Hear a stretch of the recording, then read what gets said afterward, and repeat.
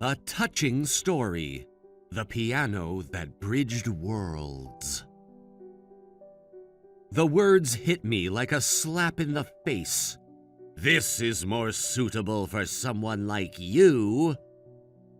I stood frozen on the stage, my mind reeling as I tried to process what was happening. The host, Mr. Thompson, pointed to a toy piano placed on the stage, a smirk playing at the corners of his mouth. Surely they didn't expect me to play that. This had to be some kind of cruel joke. I was here to play piano at this high-end music store's concert for a reason. I had practiced for weeks, perfecting my piece, dreaming of the moment I'd sit before a grand piano and let my fingers dance across the ivory keys.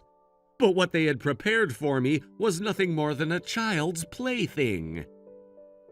Mr. Thompson leaned in, his voice dripping with disdain. For someone like you, from a different world and social class, a toy piano is more than enough. You see, even instruments choose their players. As I stood there, unable to grasp the situation, he whispered with a smirk, "Can't play? Then bow down to me and the guests. Say, I'm sorry for daring to play piano despite my lowly status. Or would you rather refund everyone's ticket price?" My heart raced. Of course, as a high school student, I didn't have that kind of money. The thought of bowing down, of admitting defeat, made my stomach churn. Just as I was about to drop to my knees, a woman suddenly appeared on stage. Her words would change my life forever. And Mr. Thompson would end up losing everything. But let me back up a bit. My name is Ethan Miller, and I'm 17 years old. I've been living with my grandmother since elementary school in a modest single-story house with a Japanese-style room, a Western-style living area, and a bedroom. There's an old, upright piano in the Western-style room, the heart of our home. My grandmother, Helen, runs a small piano school out of our living room. It's not much, but it's honest work, and she loves every minute of it. Our daily routine was simple, almost mundane, but there was a comfort in its predictability. Every morning I'd find Grandma sitting motionless in front of the family altar, her back hunched, hands clasped in prayer. The scent of incense would linger in the air, a bittersweet reminder of those we'd lost. "Ethan," she'd say softly, "come and pay your respects too." And so, as a grade schooler, I'd sit in front of the altar too, gazing at the photos of my grandfather, whom I'd never met, and my father, who had been with us until just last year. Their faces stared back at me from their frames, frozen in time. "Well now," Grandma would say, rising slowly to her feet, "I have lessons today, so Ethan, be a good boy and stay in your room, okay?" But I was never one for sitting still. "I'm going out to play," I'd announce, already heading for the door. Grandma's eyes would crinkle with a mixture of amusement and concern. "Oh, in that case, let me give you some pocket money." She'd press a dollar coin into my palm, her arthritic fingers warm against my skin. $1. It wasn't much, but it was all we could afford. Dad used to give me more, but he wasn't here anymore. The weight of that coin in my pocket was a constant reminder of our circumstances. I'd make the trek to a convenience store far away, timing my return to coincide with the end of Grandma's lessons. It had become a habit, a way to pass the time and avoid feeling like I was in the way.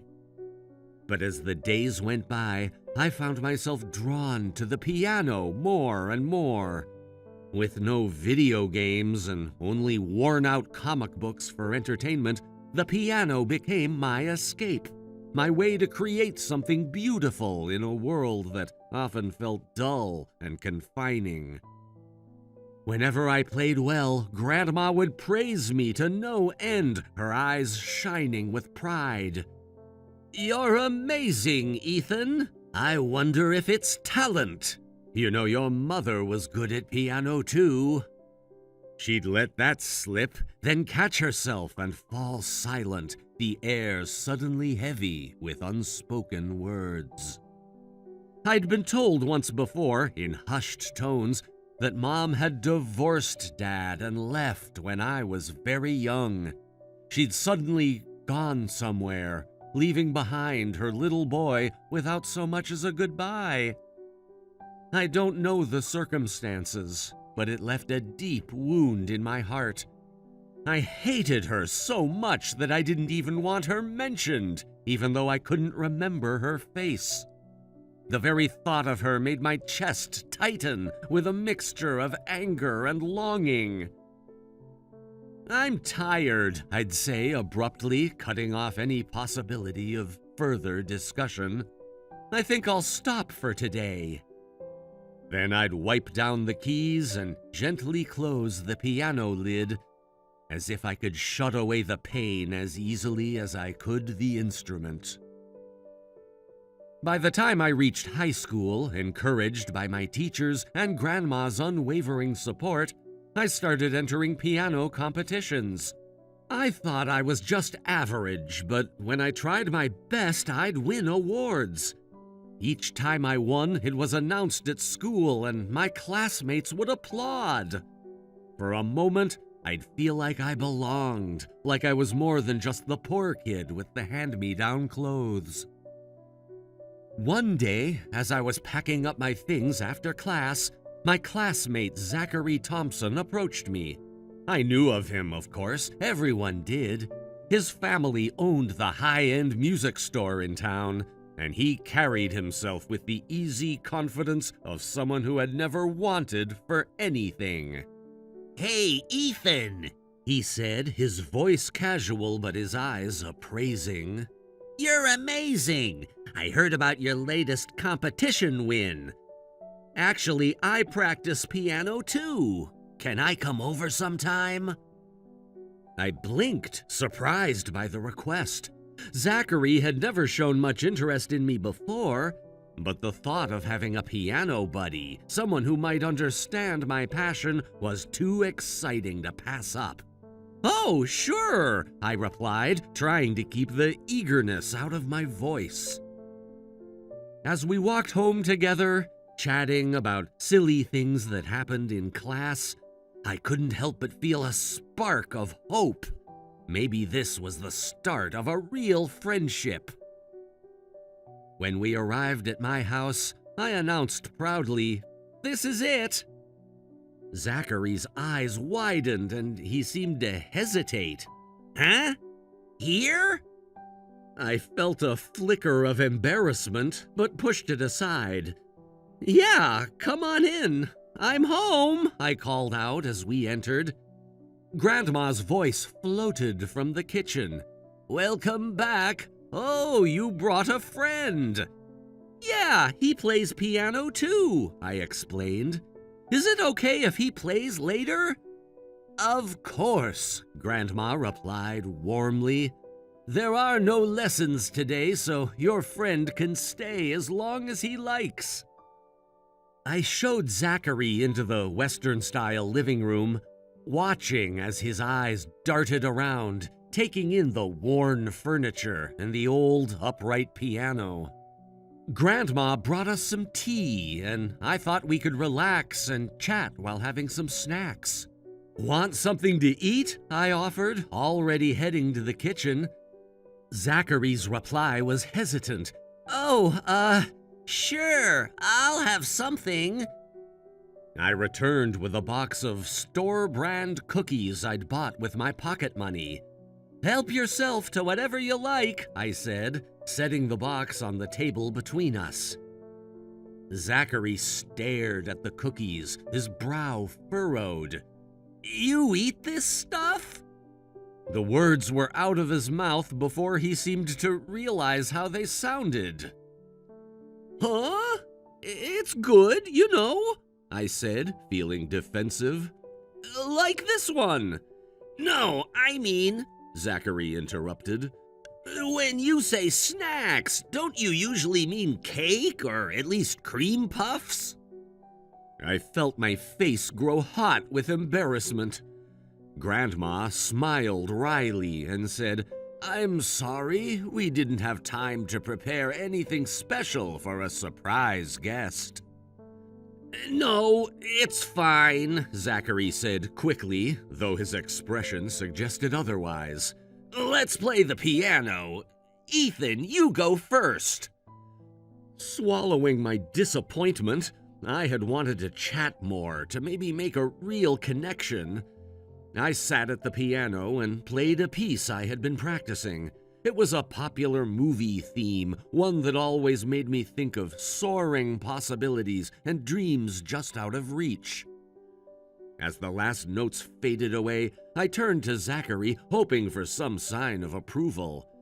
Instead, his face was twisted in a sneer. "That's kind of vulgar," he said. "Is this what they call pandering? Isn't piano supposed to be more artistic?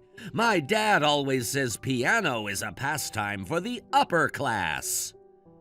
His words stung, each one a sharp reminder of the gulf between us.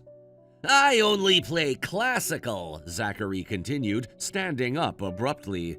"I came all this way, but I'm done. I'm leaving."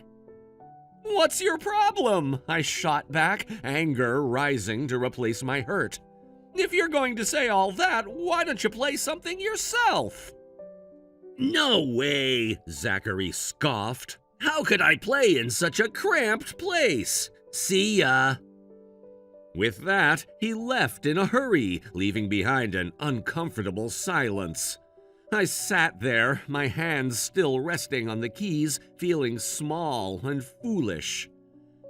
"I'm sorry, Ethan," Grandma apologized, looking guilty.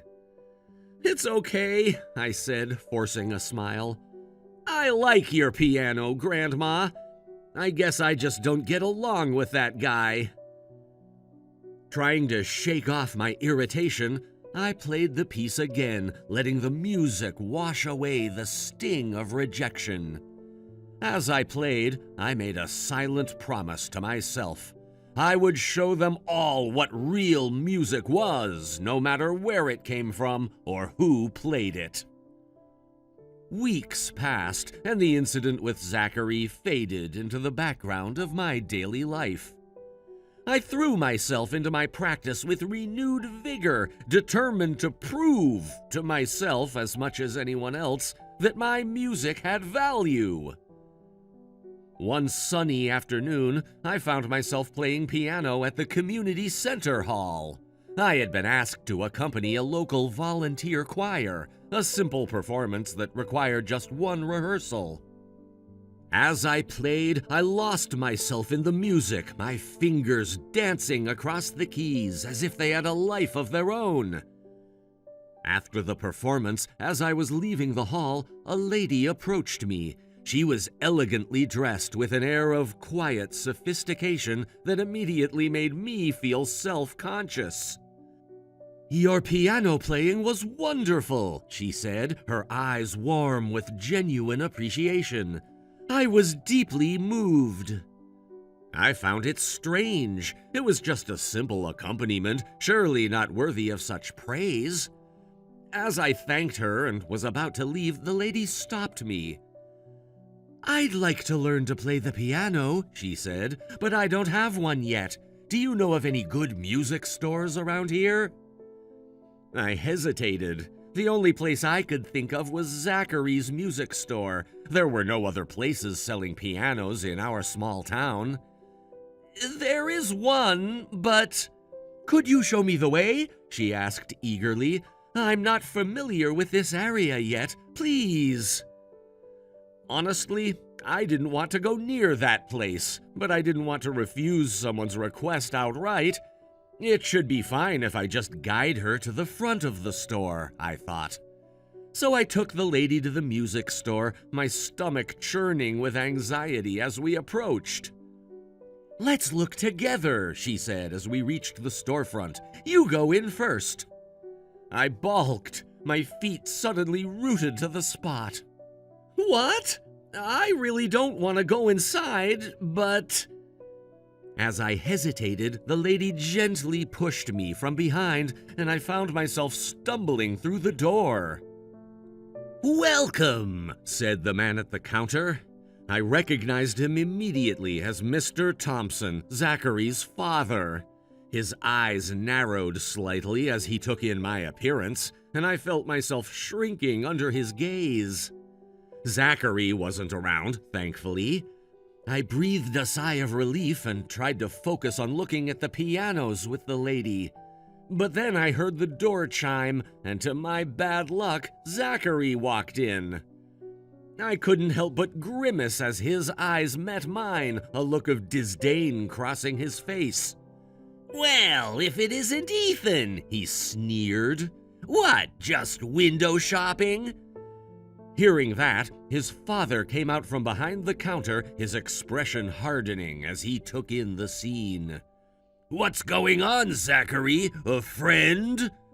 Zachary let out a harsh laugh. "Friend? Ha! You know, from that rundown house." "Oh, the one who tried to feed my son cheap snacks." Mr. Thompson's voice dripped with contempt. "If you're just here to browse, please leave. I can't have you ruining the store's atmosphere." I felt my face burning with shame and anger. How dare they treat me like this? But before I could say anything, the lady interjected, her voice calm but firm. "I asked him to guide me here." Mr. Thompson's demeanor changed instantly, his voice oily with forced politeness. "I see. Well, if you're not planning to make a purchase, please take your leave." "I'll take this one," the lady said, pointing to a gleaming grand piano. Zachary and his father were visibly shocked, and I couldn't blame them. I was surprised too. The piano she pointed to had a price tag of over $30,000, more money than I had ever seen in my life. I'm terribly sorry for my rudeness," Mr. Thompson stammered, falling over himself to make amends. "Please, come this way. Would you like to try playing it? We have many other options as well." The father had suddenly become very polite, and I felt a mixture of satisfaction and discomfort at the abrupt change. To make such a big purchase so casually, this lady must be from a different world than us. I got scared, feeling out of place in this world of wealth and privilege. "Well, I just came to show her the way, so..." I mumbled, edging towards the door. Mr. Thompson's eyes flicked to me, his lip curling slightly. "Ah, yes, you should leave now. Someone like you shouldn't hang around a noble lady for too long. It might tarnish her reputation. Getting her here is about all you're good for." He turned to his son, pressing some money into his hand. "Zachary, buy him something with this."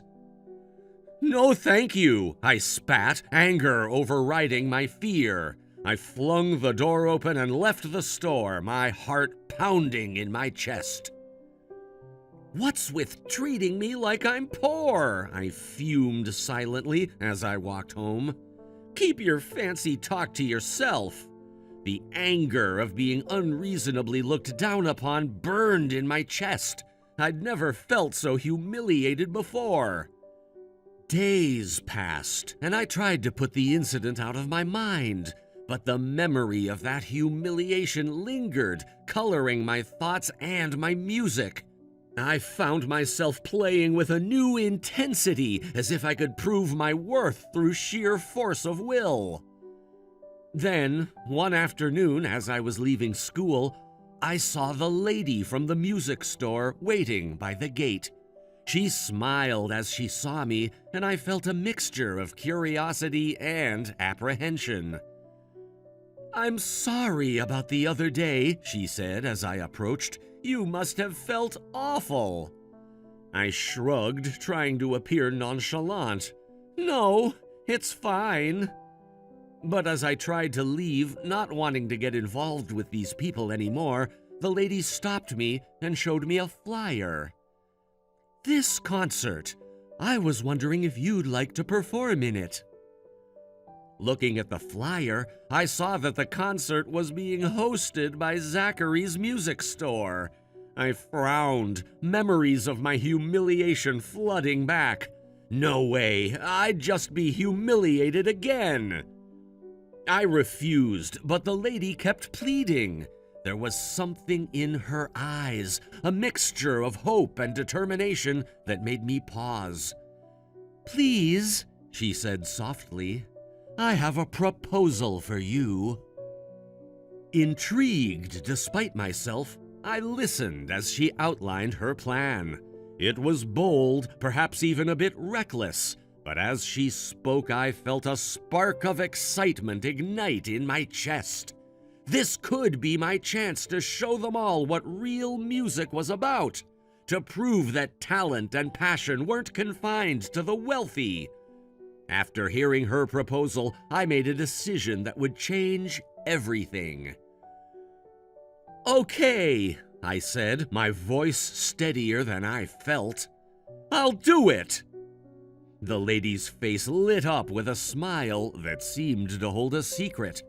"Wonderful! I'll make all the necessary arrangements." When I informed the music store about my entry, they laughed at me, their derision clear even over the phone. But because I was introduced by that lady, my performance was confirmed. I couldn't help but wonder what kind of influence she held over them. As the day of the concert approached, I practiced harder than ever before. Grandma watched me with a mixture of pride and concern, often bringing me tea and reminding me to take breaks. "Ethan," she said one evening as I was about to start another practice session, "I'm proud of you for entering this concert. But remember, music should bring joy, not just to others, but to yourself as well." I nodded, touched by her words. "I know, Grandma, and it does bring me joy. That's why I want to show them what real music is about." She smiled, patting my hand. "Then show them, my dear. Show them with all your heart." On the day of the concert, my turn was last. I wondered why I was the finale in a concert where adults were also participating. But as I waited backstage, I began to suspect it was part of their scheme. When it was finally my turn, my name was called. Nervous but determined, I walked onto the stage, the bright lights momentarily blinding me. As my eyes adjusted, I saw the grand piano waiting for me, its polished surface gleaming under the stage lights. I sat down, my heart racing with anticipation.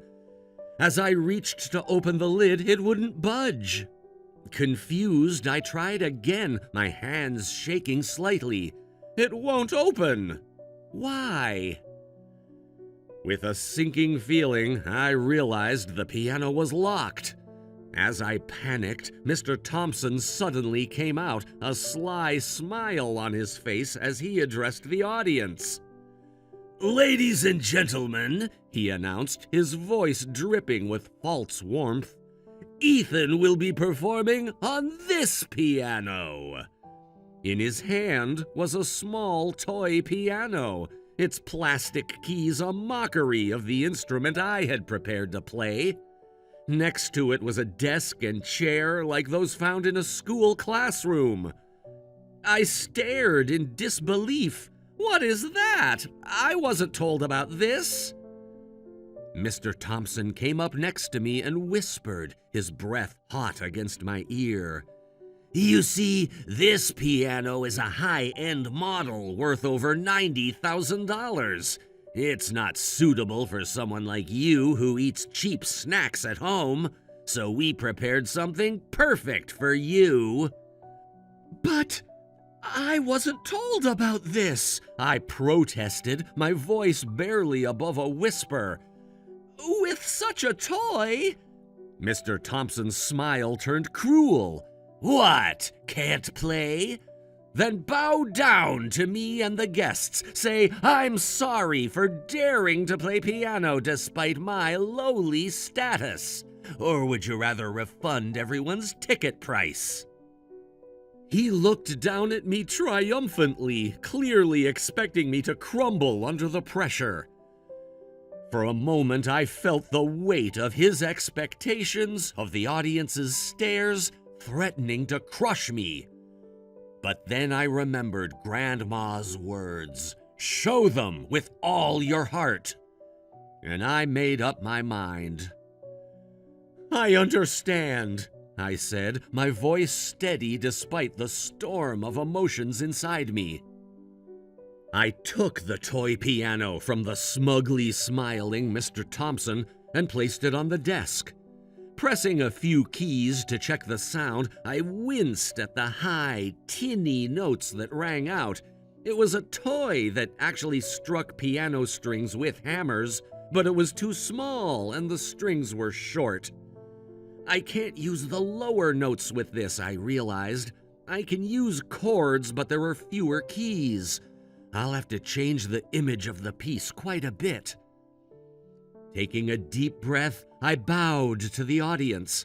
I heard worried murmurs, people questioning if I was really going to play on that toy. Hey, is he going to be okay? Someone whispered loudly.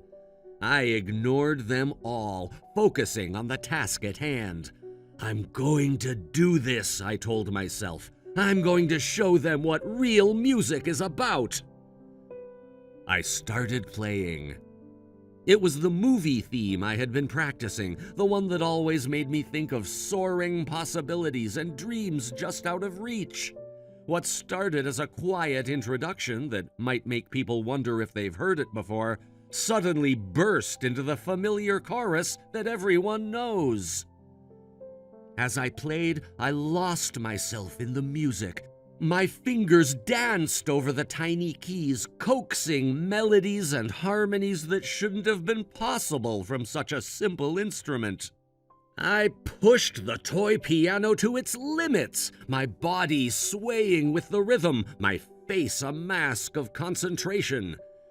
In that moment, I forgot about Mr. Thompson, about Zachary, about all the times I'd been looked down upon.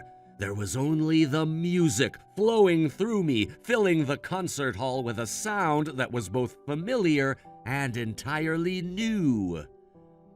As the last chord faded away, there was a moment of stunned silence.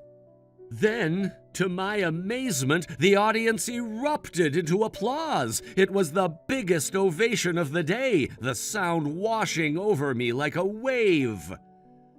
I did it, I thought, a mixture of relief and triumph coursing through me. I showed them. Seeing this unexpected reaction, Mr. Thompson hurriedly came out on stage, his face a mixture of surprise and barely concealed anger. "Ladies and gentlemen," he said, raising his voice to be heard over the applause, "thank you for your generous applause. I was worried it might offend your noble ears, but this was just a bit of entertainment. Sometimes it's good to have a performance of this caliber as a diversion." He looked at me as he said this, his eyes cold. This boy is from a different world than us. He's not really of the status to touch a piano. For him, even this is more than enough." I felt the familiar anger rising in me again.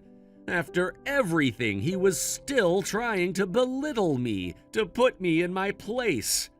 I'd had enough. Standing up, I faced Mr. Thompson directly. "It's not enough," I said, my voice carrying across the stage. "You don't deserve to run a music store. I'll shut down your business." The words came out before I could stop them, fueled by years of pent-up frustration and the adrenaline of my performance. Mr. Thompson's face turned red with anger. "What are you saying?" he spluttered. "A mere student? There's no way you could do such a thing. Do you want to get in trouble with the police? How uncivilized. This is why poor people—" "You have no right to say that to me," I interrupted, my fists clenched at my sides. "Whether someone is rich or not has nothing to do with their ability to play the piano." As I stood there trembling with emotion, I heard footsteps behind me. Turning, I saw the elegant lady from before walking onto the stage. She moved with purpose, her eyes fixed on Mr. Thompson as she approached. Without a word, she held out a document to the confused store owner. As Mr. Thompson's eyes scanned the paper, his face drained of color. "This can't be!" he gasped, his voice barely above a whisper. The lady's voice was calm but firm as she addressed him. "Whether or not to shut down your store was left to Ethan's discretion. If he says to shut it down, we have no choice but to do so. We will not be renewing your contract for the next term." Mr. Thompson's shock quickly turned to desperation. "Wait a minute! We have less than a year left! Just because you own the building doesn't mean—" "Didn't the contract state that notice must be given at least 6 months in advance?" the lady interrupted, her tone leaving no room for argument. Realization dawned on Mr. Thompson's face, and he fell to his knees, his composure completely shattered. "Please, wait! I'm begging you, please!" But the lady shook her head, her expression resolute. "Having a tenant like you in this building would bring the integrity of my business into question. Please find another location." With those cold words, she turned on her heel and began to walk off the stage. Mr. Thompson's pleas echoed behind her, but she didn't look back. "I'm so sorry! Please forgive me!" As I watched this scene unfold, I felt a mixture of emotions I couldn't quite name. Triumph, yes, but also a strange sense of sadness. Was this really what I wanted? The audience, seemingly oblivious to my inner turmoil, was sending words of praise to the lady. "Well done! A true champion of justice! I never liked that store owner's attitude anyway." Leaving the collapsed Mr. Thompson on the stage, I also left the hall, my mind whirling with everything that had just happened. As I stepped out into the cool evening air, I saw the lady waiting for me. "You played beautifully," she said, her eyes shining with what looked like pride. "Just as I knew you would." I nodded, still trying to process everything. "Thank you for your help, but was this really necessary? Shutting down their store?" The lady's expression softened. "Sometimes, Ethan, people need to face consequences to learn. Mr. Thompson's behavior wasn't just rude, it was discriminatory and harmful. But don't worry, this isn't the end for them. It's a chance for them to reflect and perhaps become better people." As I pondered her words, she continued, "I have a proposition for you, Ethan. How would you like to perform in a real concert, not as a novelty act, but as a serious musician?" I felt a spark of excitement at her words, but also a flicker of doubt. I'd love to, but..." "Think about it," she said gently. "You have a real talent, Ethan. It deserves to be nurtured and shared with the world." With that, she handed me a business card and walked away, leaving me with more questions than answers. The next year passed in a whirlwind. True to the lady's words, Mr. Thompson's store closed down with a large inventory still unsold. The incident at the concert had become a rumor, and no one came to buy instruments anymore. It seemed they didn't have the funds to relocate, so they went bankrupt. I couldn't help but feel a twinge of guilt, wondering if I had gone too far. But then I remembered the humiliation, the constant belittling, and I told myself it was justice served. One afternoon, as I was practicing at home, there was a knock at the door. To my surprise, it was Zachary. I didn't invite him in, instead talking at the doorstep, my guard up. "What do you want, Zachary?" I asked, unable to keep the edge out of my voice. "Come to look down on me again?" But Zachary's reaction was unexpected. He looked different, humbled somehow. "No, that's not it," he said, his voice quiet. "Actually, I came to apologize." As I listened in stunned silence, he told me that his whole family was moving to their relative's place in the countryside. Their circumstances had changed dramatically since the store's closure. "You know," Zachary continued, his eyes fixed on the ground, "I was always forced to practice. Even when I said I wanted to play in front of an audience, my dad wouldn't allow it. When you were playing that toy piano, I was in the audience, and I thought it looked fun. Everyone listening seemed to be enjoying it too." He looked up at me then, his eyes sincere.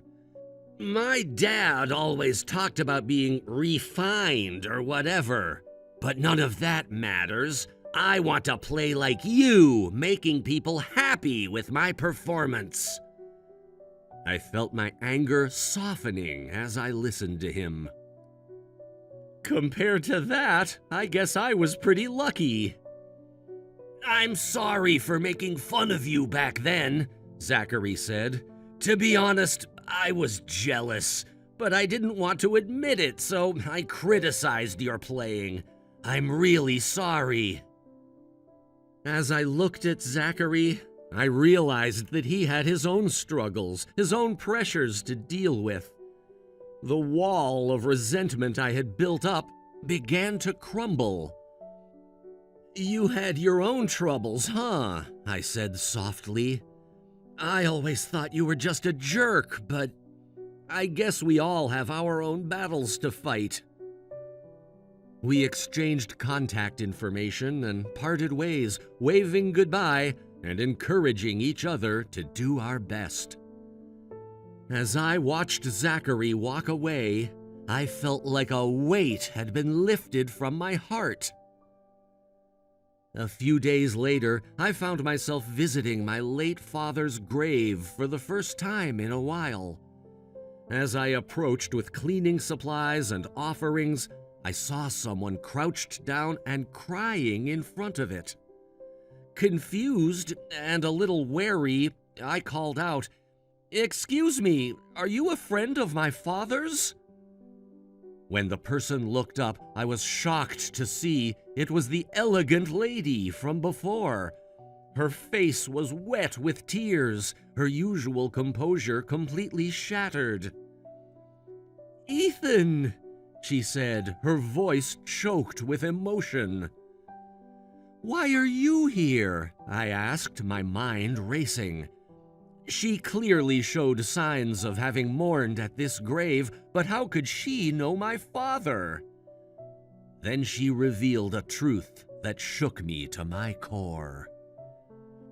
"I once abandoned my family to pursue my own dreams," she said, her words coming out in a rush. "I can't ask for forgiveness now, but you are still my child." My child? The words echoed in my head, impossible, yet undeniable. "Could it be?" I whispered, hardly daring to believe it. "Mom?" She nodded slowly, her eyes brimming with fresh tears. And then, as we stood there in the quiet of the cemetery, she began to tell me her story. She had a dream even before getting married, to launch her own record label. Not just any label, but one that transcended national boundaries, not limited to just Japan. She dreamed of discovering hidden talents from around the world. She had given up once when she got pregnant with me, but even after I was born, the dream persisted. Finally, she told Dad she wanted to quit her job at a major record company and go abroad. Dad opposed it, and Mom, unable to give up on her ambitions, got into an argument that led to divorce. I wasn't even 3 years old at the time. "I heard about his passing from your grandmother," she said, her voice thick with regret.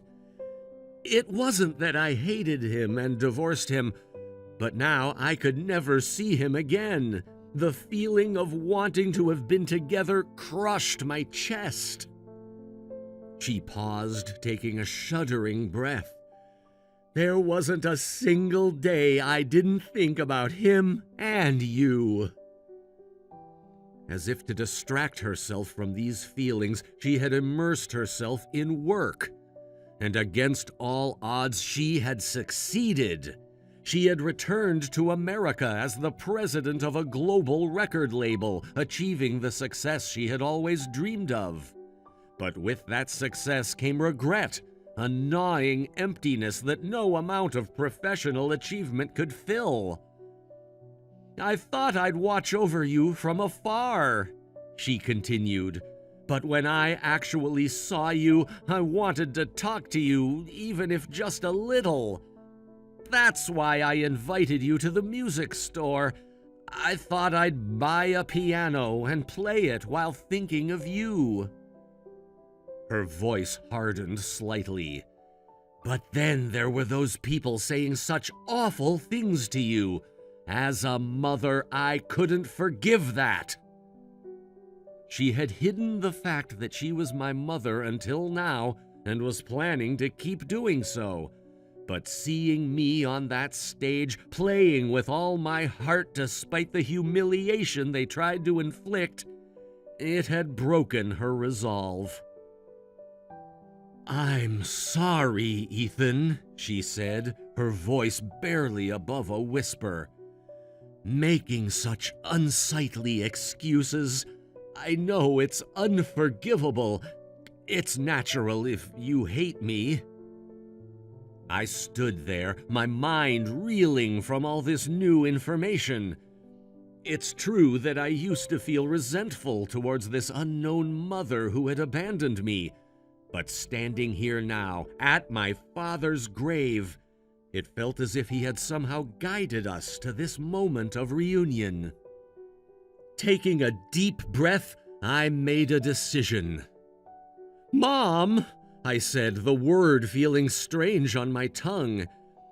"Tell me everything, slowly, about your time abroad, and you can play piano too, right? I'd like to hear about that as well."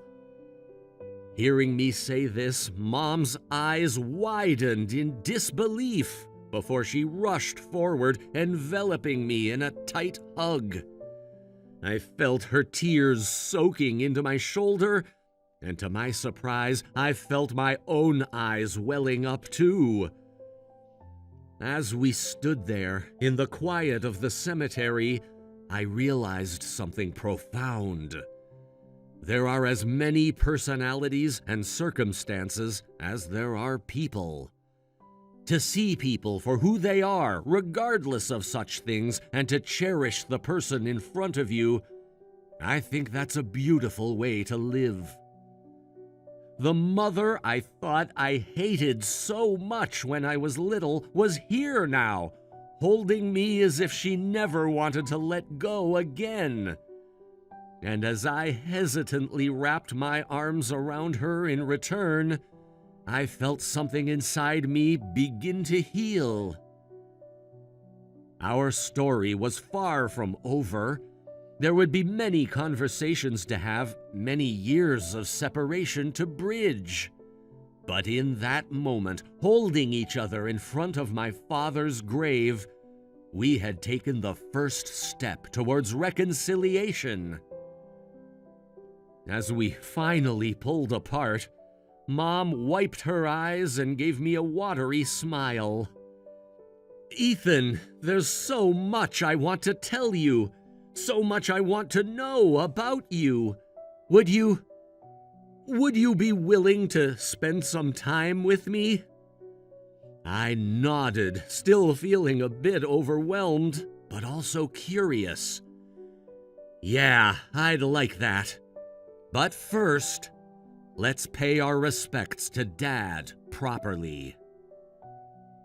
Together, we cleaned the grave, lit incense, and offered fresh flowers. As we stood there in silence, I felt a strange sense of completeness, as if the family that had been fractured for so long was finally coming together again, if only in spirit. Over the next few weeks, Mom and I met regularly, usually at a quiet cafe near my school. Each meeting was a delicate dance of getting to know each other, of navigating the complex emotions that came with our reunion. During one of these meetings, as we sipped our drinks, Mom broached a subject that had been on my mind as well. "Ethan," she said, her fingers tracing the rim of her coffee cup, "I meant what I said before about your talent deserving to be nurtured. I'd like to offer you an opportunity." I leaned forward, curious. "What kind of opportunity?" "There's a prestigious music academy in New York," she explained. "They have a summer program for promising young pianists. I'd like to sponsor you to attend." My heart raced at the thought. New York, a real music academy. But then reality set in and I frowned. "I don't know, Mom. That sounds expensive. And Grandma." Mom reached out, gently placing her hand over mine. "Don't worry about the cost. Consider it a small attempt to make up for all the birthdays and Christmases I missed. As for your grandmother, why don't we talk to her together?" The idea of leaving Grandma even for a summer made me uncomfortable. She had been my rock for so long. But I couldn't deny the excitement I felt at the prospect of studying music seriously. That evening, Mom came home with me to talk to Grandma. I was nervous about how Grandma would react, but I needn't have worried. As soon as she saw Mom, Grandma's eyes filled with tears. "Sarah," she said, her voice trembling, "you've come back." To my surprise, the two women embraced, years of unspoken words passing between them in that simple gesture. As we sat down to talk, I realized that there was so much about my family's history that I didn't know. Grandma listened intently as Mom explained about the summer program. When she finished, Grandma turned to me, her eyes shining with a mixture of pride and sadness. "Ethan, my dear boy," she said, taking my hand in hers, "you have a gift, one that deserves to be shared with the world. I've always known this day would come when your talent would take you beyond what I could teach you." "But Grandma," I protested, "I can't just leave you." She shook her head, smiling gently. "You're not leaving me, Ethan. You're following your dream. That's all I've ever wanted for you." Looking from Grandma to Mom and back again, I felt a surge of love for these two strong women who had shaped my life in such different ways. With their support, how could I not take this chance? "Okay," I said, my voice firm with newfound determination. "I'll do it!" The next few months were a whirlwind of preparation. There were visas to arrange, auditions to record, and endless hours of practice. Through it all, Mom and Grandma were there, supporting me every step of the way. As the day of my departure approached, I found myself thinking more and more about Zachary and Mr. Thompson. One afternoon, I mustered up the courage to call the number Zachary had given me. To my relief, he answered. "Ethan, is that you?" "Yeah, it's me," I said, suddenly feeling awkward. I wanted to see how you were doing." There was a pause, and for a moment I thought he might hang up. But then he spoke, his voice softer than I remembered. "We're doing okay. It's been tough, but I think it's been good for us, you know? Dad's changed a lot. He's even talking about opening a small music school in our new town, teaching kids who can't afford expensive lessons." I felt a weight lift from my shoulders. "That's great, Zachary. I'm glad to hear it." "What about you?" he asked. "Last I heard, you were becoming quite the local celebrity." I laughed, feeling a bit embarrassed. "Well, actually, I'm going to New York for a summer music program." "Wow, that's amazing!" Zachary's genuine enthusiasm surprised me. "You deserve it, Ethan. Really." As we talked, I realized that the bitterness I had felt towards Zachary and his family had faded. In its place was a cautious hope. Hope that we had all learned something from our experiences, that we were all growing into better versions of ourselves. The day of my departure arrived all too soon. As I stood at the airport with Mom and Grandma, I felt a mixture of excitement and trepidation. This was it. I was really going to New York to study at a prestigious music academy. It felt like a dream. "Remember, Ethan," Grandma said, straightening my collar with trembling hands, "no matter where you go or how famous you become, you'll always have a home here with me."